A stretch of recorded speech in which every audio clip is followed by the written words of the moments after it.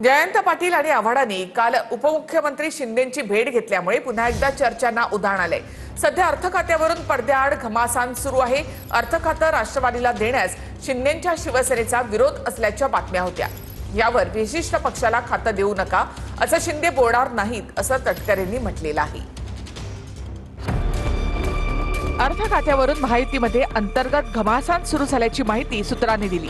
पवारांची राष्ट्रवादी एनडीए सोबत जाणार असल्याच्या बातम्या आहेत। याआधी राज्याच्या राजकारणामध्ये पडद्याआड प्रचंड वेगाने घडामोडी सुरू आहेत। दरम्यान गुरुवारी रात्री जयंत पाटील, जितेंद्र आव्हाड शिंदेंच्या बंगल्यावर भेटीसाठी पोहोचले। ही भेट सत्तेमध्ये सामील झाल्यास जयंत पाटलांना अर्थ खातं देण्यासंदर्भात होती अशी माहिती आहे। याआधी गुरुवारी अर्थ खातं राष्ट्रवादीला देण्यास शिंदेंच्या शिवसेनेचा विरोध असल्याच्या बातम्या आल्या होत्या।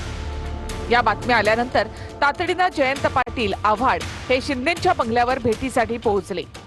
जवळपास तासभर या नेत्यांमध्ये चर्चा झाल्याची माहिती आहे। दरम्यान जयंत पाटलांना अर्थ खातं देण्यास शिंदे गटाचा विरोध मावळल्याची सूत्रांची माहिती आहे।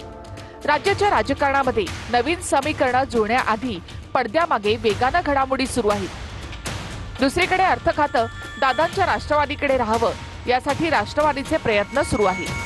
आमची मागणी आहे म्हणूनच आम्ही म्हटलं या विषयावरती की आम्ही पक्षाचे प्रमुख नेते राज्याचे मुख्यमंत्री महोदयांची भेट घेणार आहोत।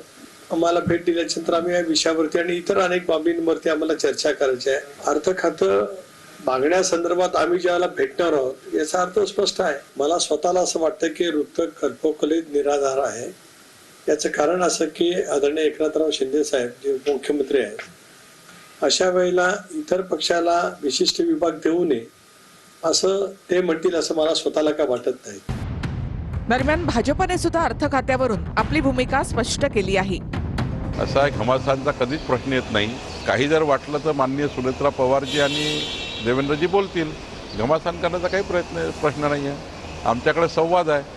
सुनेत्रा वहिनींना मोठं स्थान आहे आमच्याकडे, त्यामुळं देवेंद्र हिची चर्चा करून निर्णय होईल। मला वाटतं कोणत्याही शिंदेच्या किंवा फडणवीसांच्या हातात कोणाला अर्थ खातं देणं हे बिलकुल नाही आहे। हे दिल्लीमध्ये जे बसलेले त्यांच्या हातात आहे। शिंदे स्वतः काही ठरवू शकत नाही, तर फायनान्स खातं शिंदे कुठं स्वतः ठरवू शकतात? हे दिल्लीत ठरत असतं आणि दिल्लीतच ठरेल। आता ह्या सगळ्या चर्चा चालत राहणार आहे। कोणतं खातं कुणाला जावं, कोणी काय घ्यावं, प्रथमतः यांचं काही मनोमिलन होतंय का याच्याकडे लक्ष द्या ना। जर ते झाल्यानंतरच जर त्याच्या गोष्टी त्याच्यामुळे काय वेगळं राजकीय समीकरण असेल असं मला स्वतःला काय वाटत नाही। जयंतराव हे सुद्धा एक मुरब्बी राजकारणी आहेत। राज्याच्या राजकारणातले वेगवेगळ्या कारणासाठी ते भेटू शकतात आणि पवार साहेबांचा राष्ट्रवादी काँग्रेस पक्ष आणि त्याची वाटचाल करण्याचा त्यांचा पूर्णपणाचा अधिकार आहे। माझ्याकडे जयंत पाटील येऊन गेले। देवेंद्रजीकडे जाणे किंवा एकनाथजीकडे जाणे किंवा माझ्याकडे येणे हे काही राजकारणाचे विषय थोडी आहेत। शेवटी राज्याच्या डेव्हलपमेंट करता सर्वांनी एकत्रितपणे सल्लामसलत केली पाहिजे, ही भूमिका आहे। कोई ना कोई किसी से मिलते जुलते रहते हैं ना। उसका मतलब ये है कि गए पार्टी में आए पार्टी में, जयंतराव पाटिल हो या जितेंद्र आव्हाड हो, वो सभी पार्टी के नेताओं से मिलते जुलते रहते हैं। फ्री बर्ड्स है, मिलने दो। सरकारमध्ये बसलेल्या व्यक्तींच्याकडे, मंत्र्यांच्याकडे, उपमुख्यमंत्र्यांकडे काम असतात। कोणी त्या कामासाठी मिळत असतो।